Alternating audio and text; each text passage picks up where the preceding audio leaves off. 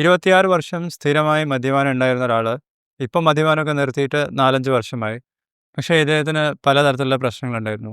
കാലില് തരിപ്പുണ്ടായിരുന്നു, ബാലൻസിന്റെ പ്രശ്നമുണ്ടായിരുന്നു, ഉറക്കത്തിന് ബുദ്ധിമുട്ടുകളുണ്ടായിരുന്നു. പലതരത്തിലുള്ള blood ടെസ്റ്റുകളിലും normal റിപ്പോർട്ടായിരുന്നു ഇദ്ദേഹത്തിന് വന്നത്. പലതരത്തിലുള്ള മെഡിസിൻസ് കഴിച്ചിട്ടും ഇദ്ദേഹത്തിൻ്റെ സിംപ്റ്റംസിന് യാതൊരു മാറ്റവും കണ്ടിട്ടുണ്ടായിരുന്നില്ല. പക്ഷേ ഒരേ ഒരു വിറ്റാമിൻ B1 ആണ്. ഇതിൻ്റെ മറ്റൊരു പേര് തയമിൻ എന്നാണ്.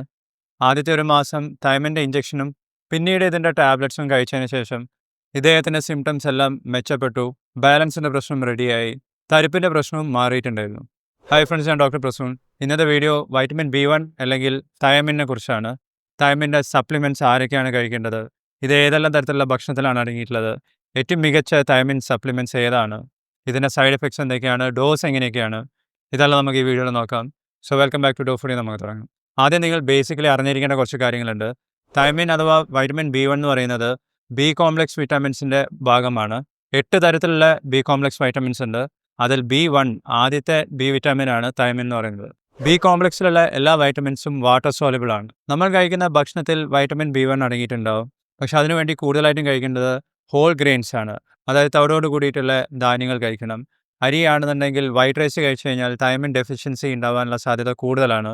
നമ്മളുടെ നാട്ടിൽ വൈറ്റ് റൈസ് കഴിക്കുന്ന ആൾക്കാരുടെ എണ്ണമാണ് കൂടുതലുള്ളത്.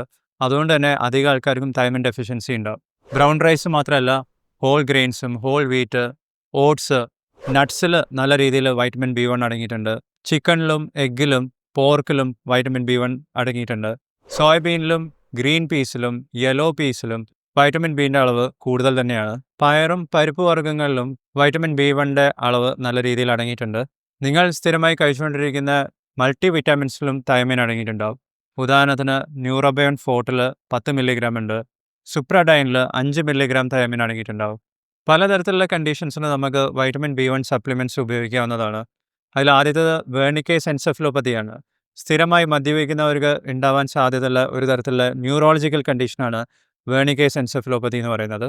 ഇതിൻ്റെ ട്രീറ്റ്മെൻറ്റിൻ്റെ ഭാഗമായി വൈറ്റമിൻ B1 ഇഞ്ചെക്ഷൻസ് അത്യാവശ്യമാണ്. കുട്ടികൾക്ക് വൈറ്റമിൻ B1 ഡെഫിഷ്യൻസി ഉണ്ടെങ്കിൽ അവർക്കുണ്ടാകുന്ന കണ്ടീഷൻ്റെ പേര് ബെറിബറി എന്നാണ്. ബെറിബറി അഡൽട്സിനും ഉണ്ടാവാം. പക്ഷേ 1 വയസ്സിന് താഴെ പ്രായമുള്ള കുട്ടികൾക്ക് ബെറിബറി ഉണ്ടാവുകയാണെങ്കിൽ അവിടെയും നമ്മൾ ട്രീറ്റ്മെൻറ്റിന് വേണ്ടി വൈറ്റമിൻ B1 ഉപയോഗിക്കാറുണ്ട്. വൈറ്റമിൻ B1ൻ്റെ അളവ് നല്ല രീതിയിൽ കുറഞ്ഞു പോയി കഴിഞ്ഞാൽ പലതരത്തിലുള്ള ഹൃദയ സംബന്ധമായിട്ടുള്ള രോഗങ്ങൾ ഉണ്ടാവാം. ഇതിൻ്റെ ട്രീറ്റ്മെൻറ്റിനും നമുക്ക് വൈറ്റമിൻ B1 സപ്ലിമെൻറ്റ്സ് ഉപയോഗിക്കാവുന്നതാണ്. അധികം ആൾക്കാർക്കും തൈമിൻ്റെ അളവ് കുറഞ്ഞു പോകുന്നത് ഭക്ഷണത്തിലൂടെ കിട്ടുന്ന തൈമിൻ്റെ അളവ് കുറയുമ്പോഴാണ്.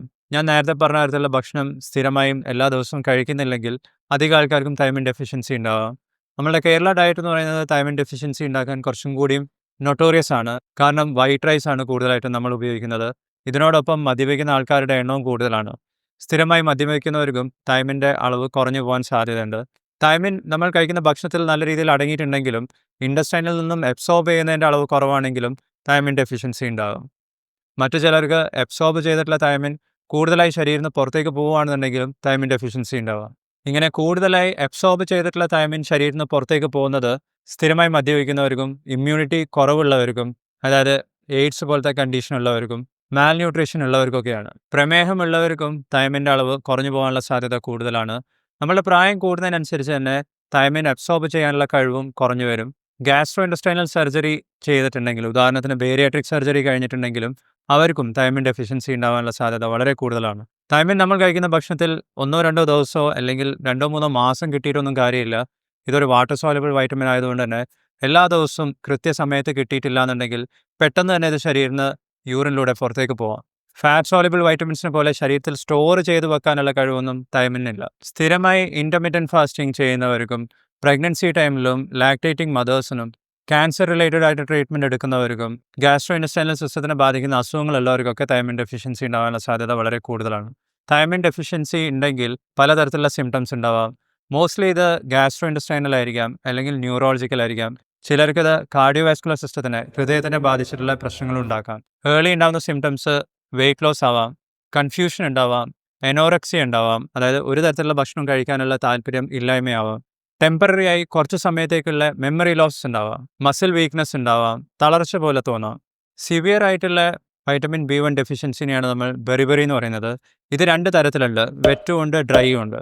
വെറ്റ് ബെറിബറി എന്ന് പറഞ്ഞു കഴിഞ്ഞാൽ അതിൽ കൂടുതലായിട്ടും ഹൃദയ സംബന്ധമായിട്ടുള്ള സിംറ്റംസ് ആയിരിക്കും ഉണ്ടാകുന്നത്.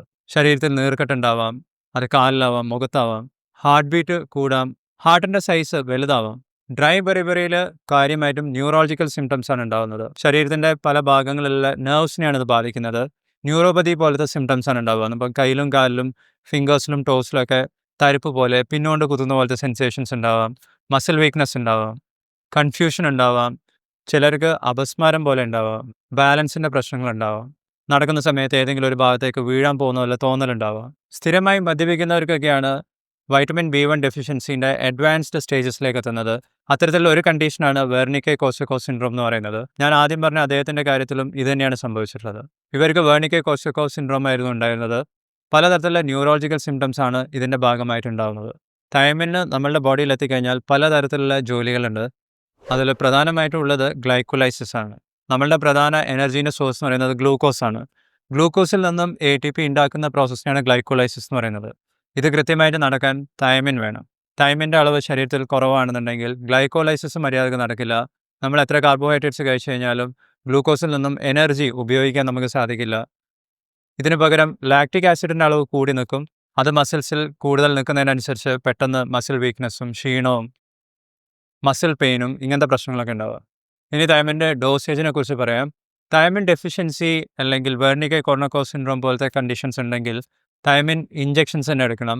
സപ്ലിമെൻ്റ് രൂപത്തിലുള്ള ടാബ്ലറ്റ്സോ ക്യാപ്സ്യൂൾസോ കഴിച്ചിട്ട് കാര്യമില്ല. ഇത്തരത്തിലുള്ള ഇഞ്ചെക്ഷൻസിൽ 1 ml 100 mg ഒക്കെയാണ് തൈമിൻ ഉണ്ടാവുക. ഇത്തരത്തിലുള്ള ഇഞ്ചെക്ഷൻസ് പ്രിസ്ക്രിപ്ഷൻ മെഡിസിൻസ് ആണ്. ഇത് നിങ്ങളുടെ ഡോക്ടറിൻ്റെ നിർദ്ദേശപ്രകാരം മാത്രം എടുത്താൽ മതിയാവും.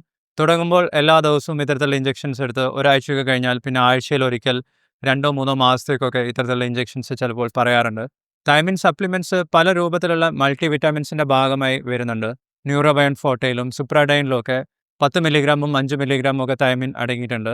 റിനർവിലും റിനർ പ്ലസിലൊന്നും തൈമിൻ്റെ അളവ് വരുന്നില്ല. ഇനി ഇത് കൂടാതെ വെറും തൈമിൻ അടങ്ങിയിട്ടുള്ള 10 mg അതിൻ്റെ മുകളിലേക്ക് ഡോസേജ് ഉള്ള തരത്തിലുള്ള സപ്ലിമെൻറ്റ്സ് ഇപ്പോൾ മാർക്കറ്റിൽ അവൈലബിൾ ആണ്. ഭക്ഷണത്തിലൂടെ നമുക്ക് കിട്ടേണ്ട തൈമിൻ്റെ അളവ് അഡൽട്ട് മെയിൽസിൻ്റെ കാര്യത്തിൽ ഒരു ദിവസം 1.2 mg ആണ്.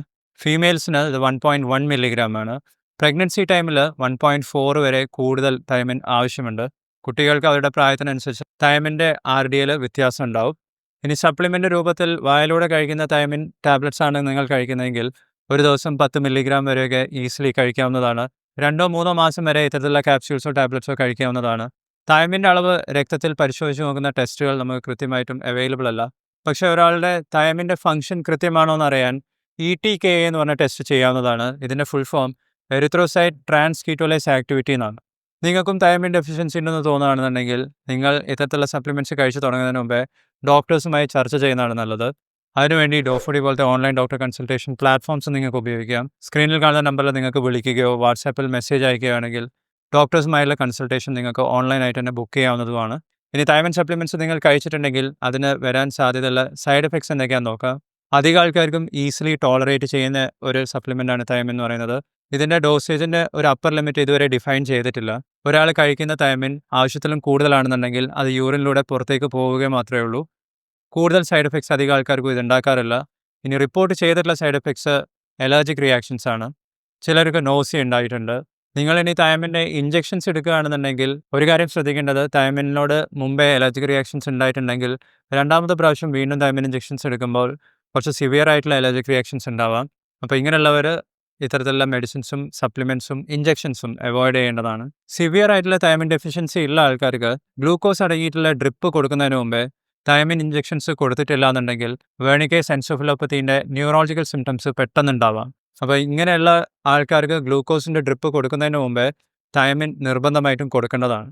ഞാൻ റെക്കമെൻഡ് ചെയ്യുന്ന ചില തൈമിൻ മാത്രം അടങ്ങിയിട്ടുള്ള സപ്ലിമെൻറ്റ്സിൻ്റെ ലിങ്ക്സ് നിങ്ങൾക്ക് ഡിസ്ക്രിപ്ഷൻ ബോക്സിൽ കാണാം. തൈമിൻ റിലേറ്റഡ് ആയിട്ടുള്ള എന്തെങ്കിലും ക്വസ്റ്റ്യൻസ് നിങ്ങൾക്ക് ചോദിക്കാനുണ്ടെങ്കിൽ വീഡിയോൻ്റെ താഴെ കമൻറ്റ് ചെയ്യുക. മറ്റു തരത്തിലുള്ള B വിറ്റാമിൻസിനെ കുറിച്ച് ഞാൻ ചെയ്തിട്ടുള്ള വീഡിയോസൊക്കെ നിങ്ങൾക്ക് ഈ പ്ലേലിസ്റ്റിൽ കാണാവുന്നതാണ്.